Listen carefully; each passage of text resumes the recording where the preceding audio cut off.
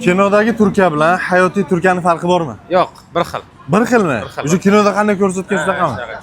O'zbekistonda gap yo'q, qo'yilaman. Mana dedi, men siz turkda o'ylayman. Kinodagi Turkiya bilan hayotiy Turkiyaning farqi bor ekanmi? Menimcha bor. Nimalarning farqi sezildi? Ya'ni kinolarda ko'rganimizda faqat bitta joyda syomka bo'lganiga emas. Hamma bogatый için bola. Bemerga keldik, hozir ya'ni kinoda ko'rganimchalik hayajonlanarli anaqa emas demoqchi edim. Turkiya kinodagi oson emas. Harakat qilish kerak, bu yerda hamma bilsa kerak, ko'p narsa qimmat, O'zbekistonda arzon. Kinoda amarzi bogatый ko'rsatadi. Da, kinoda bogatый ko'rsatadi, hammasini oson qilib ko'rsatadi, но в жизни unaqa emas. Hasan aka, assalomu alaykum. Nima gap, tinchmisiz? Charchamayapsizmi? Baribir intervyuga har doim chiqib qolaverasiz, aka. Har doim kamera bilamiz. Nima gaplar, tinchmi? Tinch aka, savolimiz bor.